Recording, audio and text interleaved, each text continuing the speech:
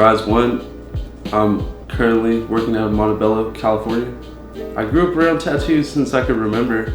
My dad's father had a lot of tattoos from the Marine Corps, and then my mom's brother had like his whole back is like a chata with a sombrero, like his whole back, and I just always liked tattoos a lot since I could remember. I started tattooing when I was, I don't know, like 16 or 17, and then as soon as I was old enough to get into a shop, I started an apprenticeship, like the east side of Riverside. Me and one of my buddies that I grew up with since we were like 12, he moved to Riverside from Chino, and like he started getting tattooed when he was like 14 or 15. Like the night he got his knuckles tattooed, I got my first tattoo, and I think I was 15.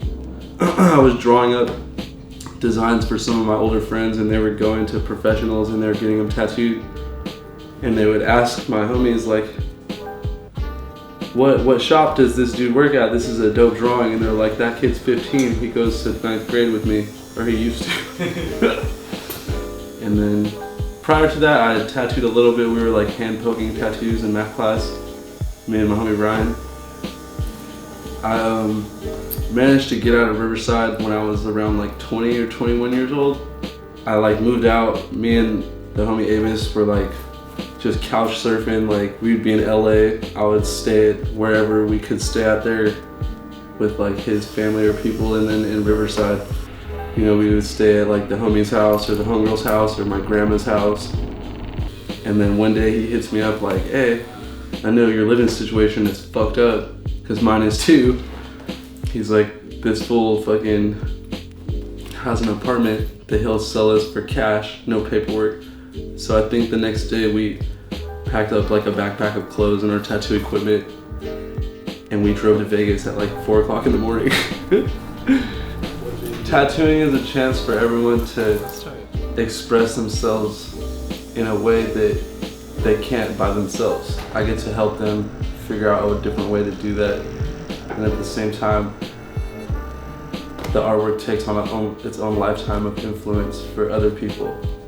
And it's not like on a canvas hanging on a wall, it's something that's walking around the planet and living and breathing. I would describe the style of my work as like a mixture between fine line and bold black and gray. What influences my work since like the beginning would be like a sense of loneliness or sadness. I feel like maybe it's translated in a little bit of each of my pieces, but at the same time there's like positivity about it. Like my tattooing upbringing was just like a little more interesting, I feel like, to myself, because I never worked in a traditional tattoo shop. I worked in like a fine line, like the homies all did portraits. Like I never worked with no one that did traditional tattoos like as their main like art style. Yeah, because like I wasn't surrounded by it, like I had to kind of like try to teach myself. I wouldn't have changed it. I feel like it's made my work what it is today.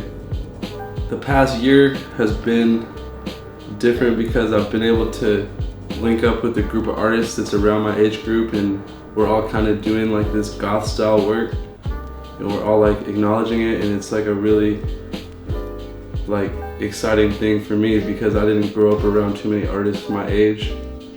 But we're just like getting together more often, and we're trying to tour and go to different places so other people can enjoy our work, and it's an exciting thing. It's progression.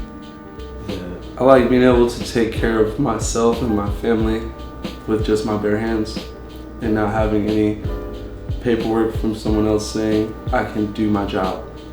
I enjoy being self-contracted. There's a sense of pride with it. There's a lot of sacrifice, but at the same time, you can't enjoy anything if you don't work hard or struggle for it.